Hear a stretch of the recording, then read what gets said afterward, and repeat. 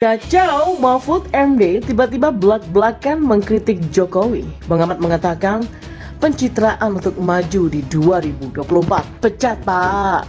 Yang harus kita pikirkan bangsa ini, pemimpin tahun 2024 itu sudah pasti pemilu, Pak Jokowi tidak lagi, gitu, maka pemimpin yang harus muncul itu pemimpin yang bisa menyatukan, menjaga keseimbangan dan merekatkan agar negaranya bisa maju, tidak kayak sekarang saling, waduh, mengerikan. Tapi sinyal Pak Mahfud sebetulnya kalau dia konsisten, ya dia jangan ada di tempat yang busuk itu kan. Jadi kalau secara implisit Pak Mahfud mau bilang ya Presiden Jokowi udah nggak mampu, itu artinya pembantu-pembantunya juga udah nggak mampu. Ya bubar aja kan, supaya ada pengganti baru. Mau dia strong leader apa strong force segala macam lah. Kalau suara itu datangnya murni dari rakyat, maka saya setuju. Tapi kalau suara-suara desakan kepada pemerintah agar mengundurkan diri, datangnya dari pihak para perongrong bangsa dan negara ini, menurut saya itu sama sekali tidak sah.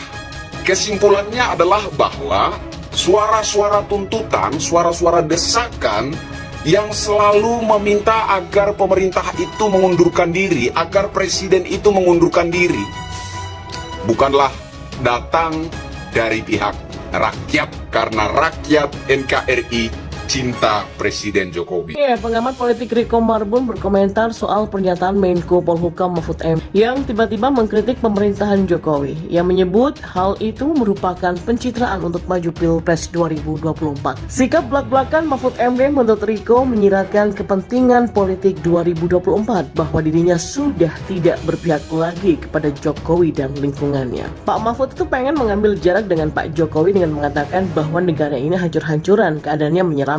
Ujar Direktur Eksekutif Median Riko Marbun yang dikutip dari pojok1.id. Selain itu, Riko juga menilai pernyataan kritis Mahfud terhadap Jokowi sebagai bentuk pencitraan untuk dirinya agar bisa masuk ke dalam panggung politik 2024. Padahal kan di waktu yang sama Pak Mahfud kan juga ada dalam pemerintahan ya, sebagai salah satu yang bertanggung jawab terhadap situasi yang beliau analisa sendiri, ujarnya. Berdasarkan hal itu, Riko menyimpulkan bahwa Mahfud MD sudah tidak sepaham dengan pemerintah saat ini, dengan seolah-olah menunjuk Presiden Jokowi sebagai akar semua permasalahan yang terjadi. Ini berarti beliau, ya Mahfud MD, seperti menyiratkan situasi sekarang ini ada dalam pundak Pak Jokowi seorang, dan Pak Mahfud berjarak dengan realitas itu. Demikian kata Riko Marbun. Sontak saja apa yang dilontarkan Mahfud MD menjadi buah bibir dan menjadi dejavu, apalagi yang membaca ini adalah gerombolan sakit hati. Sudah pasti akan digoreng. Buktinya saja, pakar hukum tata negara Refli Harun mengkritik pernyataan Menko Polhukam Mahfud MD soal pemimpin masa depan. Seperti diketahui, Mahfud MD menyatakan bahwa pemimpin masa depan seharusnya kuat dan bisa mempersatukan bangsa. Selain itu, Mahfud juga menegaskan pemimpin masa depan harus bisa memberantas korupsi di semua lini. Menurut Refli, pernyataan tersebut sebaiknya diajukan untuk pemerintahan saat ini. Namun, dia mengatribusikan itu semua untuk presiden terpilih pada 2024. Ujarnya, advokat itu mengingatkan bahwa sesuai dengan kalender ketatanegaraan,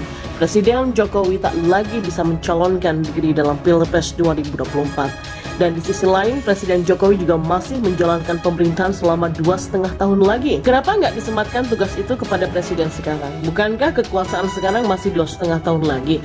Nah, itu bukan waktu yang pendek, ungkapnya. Refli pun melaporkan dua kemungkinan analisis dari pernyataan Mahfud tersebut. Yang pertama, Mahfud bicara soal Pilpres 2024 saja tanpa mengaitkannya dengan kekuasaan saat ini. Kita berbaik sangka aja, ujarnya. Dan yang kedua, Mahfud menyerah dengan keadaan pemerintah saat ini. Mahfud menyerah sehingga dia mengatakan problema itu hanya bisa dipecahkan oleh pemimpin baru di 2024 yang diharapkan bisa lebih kuat, tutur Refli. Tak sampai di sini saja, pengamat politik Rocky Gerung menanggapi pernyataan Syahganda Nainggolan yang juga mengutip perkataan Menteri Koordinator Bidang Politik, Hukum dan Keamanan atau Menko Polhukam RI Mahfud MD. Dilansir dari Antara, Syahganda setuju dengan pernyataan Mahfud MD yang menyebut Indonesia membutuhkan sosok strong leader atau pemimpin yang kuat. Pernyataan Mahfud MD yang dikutip Syahganda ini menuai tanggapan pengamat politik Rocky Gerung. Ia menduga Menko Polhukam mengakui bahwa Jokowi telah gagal dalam memimpin Indonesia. Jadi kalau secara implisit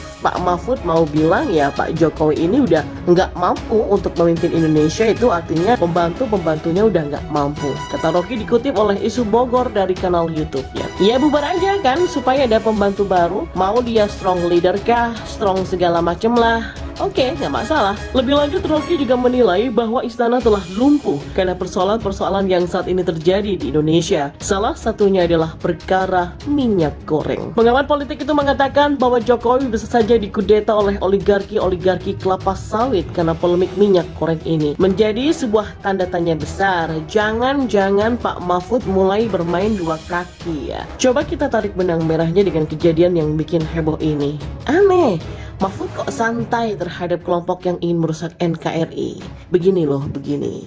Jadi, beberapa waktu yang lalu, Menko Polhukam Mahfud MD hendak ditemui oleh sekelompok orang yang dengan maksud menyampaikan proposal sistem pengganti Pancasila. Artinya, mereka ingin supaya sistem agama ini yang diterapkan di negeri ini. Dengan istilah lain, mereka ingin agar Pancasila dibuang saja. Mahfud sendiri merespon bahwa dirinya tidak ada waktu untuk dialog yang hanya sensasi. Suatu jawaban yang sudah tepat dari Mahfud, namun terlalu lembek. Hal-hal seperti itu semestinya tidak bisa direspon dengan santai dan sambil lalu. Sebab tujuan mereka itu ingin mengubah ideologi RI yang artinya membubarkan NKRI yang berdasarkan Pancasila, Undang-Undang Dasar 45, dan kebinekaan. Dengan kata lain mereka itu makar. Maka dengan begitu manuver semacam itu jangan diabaikan begitu saja, dalam arti hanya ditanggapi sambil lalu. Ini masalah serius yang tidak boleh dibiarkan begitu saja. Apalagi kelompok ini sudah tidak diragukan militansinya dalam upaya merusak bangsa dan negara ini dengan ideologi yang mereka kehendaki. Mestinya kita semua sadar nih bahwa bentuk negeri ini sudah final, yakni negara kesatuan yang berlandaskan keberagaman. Sejak dahulu kala, bahkan sebelum RI diproklamirkan, masyarakat negeri ini terdiri atas berbagai agama dan keyakinan. Dari semenjak dahulu kala, penduduk di Nusantara bisa hidup berdampingan secara damai dan toleran. Itu pula yang membuat karakter umum nenek moyang bangsa ini kental dengan keramah tamahan, sopan santun, dan juga toleransi. Salah satu wujud nyata yang dapat dilihat dalam kehidupan sehari-hari adalah gotong royong.